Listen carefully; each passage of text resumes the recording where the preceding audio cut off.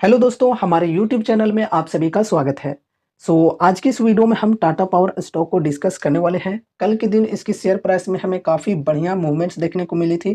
First of all ये जो share है, ये गैप अप होकर ओपन हुआ एंड उसके बाद फिर यहाँ पर हमें 5% की बढ़िया तेज़ी भी देखने को मिली। तो ये जो कल तेज़ी आई, इसके पीछे रीज़न्स को डिस्कस करें तो फर्स्ट रीज़न यहाँ पर ये है कि कल ओवरऑल मार्केट का जो मूड था ये काफ़ी बढ़िया था, पॉजिटिव था। सभी इंडेक्सेस के अंदर बढ़िया हमें तेज़ी देखने को मिली, तो उसका इफ़ेक्ट यहाँ पर भी हमें देखने को मिला।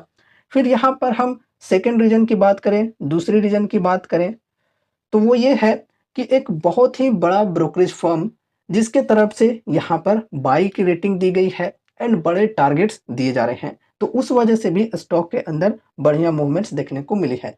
अब कौन ब्रोकरेज फर्म है, उसने क्यों यहाँ पर बढ़िया टारगेट्स दिए हैं, क्यों बाई की रेटिंग दिए हैं, वो सब कुछ हम इस वीडियो में डिस्कस करने वाले हैं। ब्रोकरेज का व्यू कैसा है इस स्टॉक को लेकर, सब कुछ डिस्कस करेंगे। ठीक है, वीडियो के साथ एंड तक बने रहना।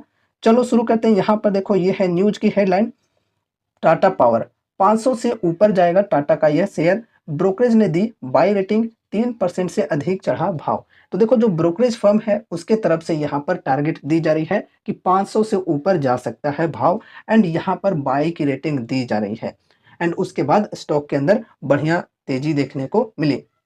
अब देखो, डिटेल्स में डिस्कस करेंगे। टाटा पावर के शेयरों में 26 जुलाई को शुरुआती कारोबार में 3% से अधिक की तेजी देखी गई। देखो, ये शुरुआती कारोबार की बात की जा रही है, फिर ओवरऑल मार्केट क्लोज होते होते जो तेजी की परसेंटेज है ये बढ़कर 5% हो गई।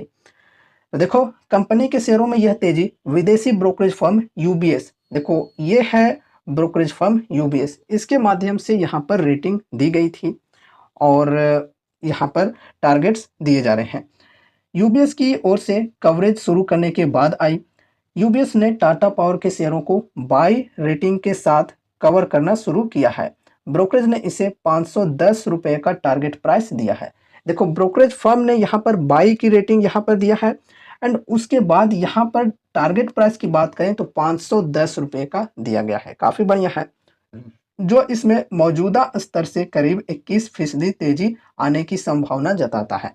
तो इनके अकॉर्डिंग यहाँ पर अभी के प्राइस से 21% तक और ऊपर जा सकती है। ठीक है, ब्रोकरेज ने कहा, टाटा पावर सभी डायमेंशन में एनर्जी ट्रांजिशन को अपना रही है, जिसका इसे लाभ मिलने की उम्मीद है, ये कहना है ब्रोकरेज फर्म का। आगे बढ़ते हैं। ब्रोकरेज ने कहा कि एनर्जी से जुड़े सभी सेक्टर्स में मजबूत मौके हैं, एनर्जी से जुड़े सभी सेक्टर्स में मजबूत मौके हैं, ऐसा कहना है ब्रोकरेज फर्म का। खास तौर से रिन्यूएबल एनर्जी के क्षेत्र में टाटा पावर की रिन्यूएबल एनर्जी वैल्यू चेन से जुड़े बिजनेसों की एबिटा ग्रोथ काफ़ी मजबूत है। इस वैल्यू चेन में रिन्यूएबल पावर का उत्पादन, सोलर इक्विपमेंट की मैन्युफैक्चरिंग, बड़े स्तर के ईपीसी प्रोजेक्ट्स और पंप्ड स्टोरेज शामिल हैं। टाटा पावर के शेयर फिलहाल वित्त वर्ष 2026 की अनुमानित प्राइस टू बुक वैल्यू के 3.3 गुना और ईवी टू एबिटा के 11.6 गुना पर कारोबार कर रहे हैं। यूबीएस के मुताबिक रिन्यूएबल एनर्जी सेगमेंट में मौजूद कुल मौकों और टाटा ग्रुप की कंपनी की मजबूत उपस्थिति को देखते हुए यह वैल्यूएशन काफ़ी वाजिब है। चलो ठीक है, अच्छी बात है। टाटा पावर के चेयरमैन नटराजन चंद्रशेखरन ने वित्त वर्ष 2024 के नतीजों के बाद शेयर धारकों को संबोधित करते हुए कहा था कि कंपनी मौजूदा वित्त वर्ष में 20,000 करोड़ रुपए का निवेश करेगी। यह वित्त वर्ष 2024 में किए गए 12,000 करोड़ के निवेश से अलग है। उन्होंने कहा, इस निवेश का एक बड़ा हिस्सा कंपनी की रिन्यूएबल एनर्जी पोर्टफोलियो को बढ़ाने और बाकी ट्रांसमिशन और डिस्ट्रीब्यूशन बिजनेसों में किया जाएगा। ठीक है, आगे बढ़ते हैं। इसके अलावा कंपनी सरकार से जरूरी मंजूरियां मिलने के बाद छोटे मॉड्यूलर परमाणु रिएक्टरों में भागीदारी की संभावना भी तलाशेगी। साथ ही बाकी राज्यों में डिस्ट्रीब्यूशन के विस्तार के अवसर भी खोजेगी। तो देखो, ये सब चीज़ें आ रही हैं न्यूज में। ब्रोकरेज फर्म के द्वारा बढ़िया टारगेट्स दिए जा रहे हैं, बाई की रेटिंग दी जा रही है एंड टाटा पावर कंपनी की बात करें तो काफ़ी ज़्यादा फोकस कर रही है रिन्यूएबल एनर्जी के सेगमेंट में, साथ ही साथ ईवी के अंदर भी काफ़ी ज़्यादा काम कर रही है। टाटा ग्रुप की कंपनी है, काफ़ी अच्छी बात है, ट्रस्ट यहाँ पर हमारा और भी ज़्यादा बढ़ जाता है। साथ ही साथ देखो एक लार्ज कैप कंपनी है, तो रिस्क भी यहाँ पर हमारा थोड़ा कम हो जाता है। ओवरऑल स्टॉक मार्केट तो जोखिमों के अधीन है ही, लेकिन फिर भी यहाँ पर हम अपने तरफ से रिस्क को मैनेज कर सकते हैं, थोड़ा-सा कम कर सकते हैं। तो देखा जाए तो रिन्यूएबल एनर्जी के क्षेत्र में एक लार्ज कैप कंपनी है और टाटा ग्रुप की कंपनी है, तो विश्वास हमारा थोड़ा-सा बनता है इस कंपनी के ऊपर।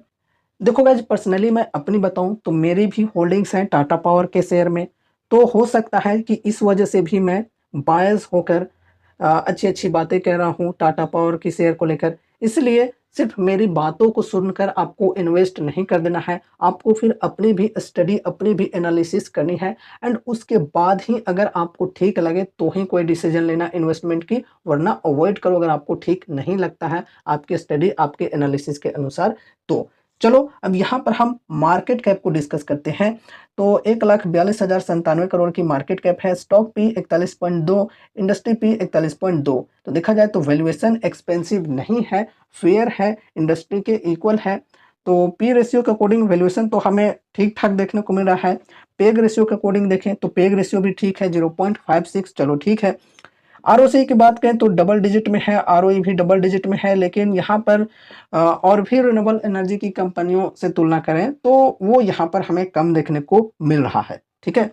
अब देखो यहाँ पर प्रमोटर्स होल्डिंग की बात करें तो 46.9% है, प्लेस्ड कुछ भी नहीं है, चलो ठीक है।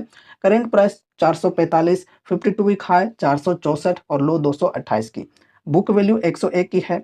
डेप्ट 53,689 करोड़ की है। डेप्ट टू इक्विटी 1.66 है। तो देखा जाए तो डेप्ट यहाँ पर थोड़ा-सा बढ़ा हुआ है कंपनी के अंदर। फ्री कैश फ्लो की बात करें तो ये माइनस में है, minus 590 crore. Dividend yield 0.45%, face value ₹1 की, ईपीएस है 11.6 रुपए की। तो ये हैं इनके फंडामेंटल्स। बाकी अब चलो यहाँ पर हम इनके टेक्निकल्स के अंदर भी थोड़ा-सा डिस्कशन कर लेते हैं। तो देखो अब जब इनके तरफ से टारगेट दी जा रही है कि मौजूदा जो प्राइस है उससे यहाँ पर 21% तक अप जा सकती है। तो देखो वो तो जाए या ना जाए वो तो आगे पता चलेगा। लेकिन यहाँ पर हमारी स्ट्रैटेजी क्या हो सकती है, ये डिस्कस करना ज़रूरी है। अभी वैल्यूएशन की बात करें तो P ratio and peg ratio के अकॉर्डिंग देखें तो चलो ठीक है, महँगा नहीं है स्टॉक। लेकिन यहाँ पर अगर हम चार्ट के अंदर देखें तो डिस्काउंट हमें बढ़िया नहीं मिल रही है स्टॉक में, ठीक है। 52 वीक हाई के तकरीबन आस-पास ही घूम रही है शेयर। अभी 440 है, मेबी 465 है 52 वीक हाई। तो यहाँ पर अभी बाइंग करना काफ़ी ज़्यादा रिस्की हो सकता है। तो बाइंग के लिए पहले अपॉर्चुनिटी यहाँ पर मिली थी। उससे पहले की बात करें 4 जून को अपॉर्चुनिटी मिली थी, काफ़ी बढ़िया 371 तक प्राइस गिर कर गई थी, लगभग 20% की डिस्काउंट थी। एंड फिर यहाँ पर अगर हम बजट डे की बात करें तो 23 जुलाई को यहाँ पर मौके मिले थे, 400 के अप्रॉक्स शेयर गई थी। तो यहाँ पर भी मौके थे बाइंग करने के लिए, ठीक-ठाक डिस्काउंट मिल रही थी। अब यहाँ पर हमें थोड़ा-सा वेट करना होगा, अगर हम सेफ्टी के साथ चलना चाहते हैं तो, सेफ्टी के साथ अगर हम लॉन्ग टर्म के लिए इन्वेस्टमेंट करना चाहते हैं तो यहाँ पर थोड़ा-सा हम वेट कर सकते हैं। इस प्राइस तक अगर गिरकर कभी आती है तो फिर यहाँ पर हम बाइंग कर सकते हैं। पर्सनली मैं अपनी बताऊँ तो मैं तो यार प्रे करता हूँ कि ये जो स्टॉक है ये गिरकर 20-20, 30-30% तक आए कोई भी एक्सटर्नल रीज़न्स की वजह से, ताकि मैं और भी ऐड ऑन कर पाऊँ और अपनी होल्डिंग्स बढ़ा पाऊँ इस कंपनी के अंदर। लेकिन ऐसा हो नहीं रहा है, हो जाता तो काफ़ी बढ़िया रहता। तो देखो अभी लॉन्ग टर्म इन्वेस्टमेंट के पॉइंट ऑफ व्यू से इन्वेस्टमेंट के लिए सही अपॉर्च्युनिटीज़ नहीं मिल रही है, सही डिस्काउंट नहीं मिल रही है। अब देखो शॉर्ट टर्म के लिए यहाँ पर टारगेट्स दिए जा रहे हैं 510 की। तो देखो कब यहाँ पर जा सकती है, अगर तेज़ी आती है तो ये जो रेजिस्टेंस है ये वाला, ये रेजिस्टेंस ब्रेक होना चाहिए। इस ट्रेंड लाइन को ब्रेकआउट मिल जाता है और फिर 52 वीक हाई का जो लेवल है 465, उसे भी ब्रेक करके अगर प्राइस आगे निकलती है तो फिर यहाँ पर हम 510 तक की उम्मीदें रख सकते हैं। लेकिन हाँ, बढ़िया तेज़ी आनी चाहिए। तो शॉर्ट टर्म के लिए अगर कोई यहाँ पर इन्वेस्ट करना चाहते हैं तो 52 वीक हाई का जो रेजिस्टेंस है वो ब्रेक होता है अगर बढ़िया वॉल्यूम के साथ, बड़ी कैंडल के साथ, और अगर इंडिकेशन मिलती है कि हाँ अब ऊपर साइड जा सकती है तो फिर वहाँ पर हम ब्रेकआउट ट्रेड लेकर चल सकते हैं एक स्टॉप लॉस के साथ में, ठीक है। तो इस प्रकार से हम शॉर्ट टर्म के लिए इन्वेस्ट कर सकते हैं, शॉर्ट टर्म के लिए पोजिशनल ट्रेड ले सकते हैं। बाकी लॉन्ग टर्म के लिए अभी सही अपॉर्चुनिटीज़ नहीं मिले हैं, तो यार मौके मिल जाएंगे, मौके तो आते जाते रहते हैं बाजार में, उतना ज़्यादा पैनिक होने की क्या ज़रूरत है, ठीक है। कभी भी मिल जाएगा तो यहाँ पर हम इन्वेस्ट कर लेंगे। बाकी कोई रिकमेंडेशंस नहीं है, आपको जो ठीक लगता है आप अपने स्टडी, अपने एनालिसिस के अनुसार कर सकते हो और अगर आपके फाइनेंशियल एडवाइज़र्स हैं तो आप उनसे भी कंसल्ट कर सकते हो, ठीक है? सो ये रही हमारी आज की वीडियो टाटा पावर स्टॉक से रिलेटेड। उम्मीद है कि इस वीडियो के माध्यम से आपको कुछ यूज़फुल इन्फॉर्मेशंस मिले होंगे। तो वीडियो को लाइक करके चैनल को सब्सक्राइब कर लेना और मिलते हैं अगले नए वीडियोज़ के साथ। तब तक के लिए बाय बाय।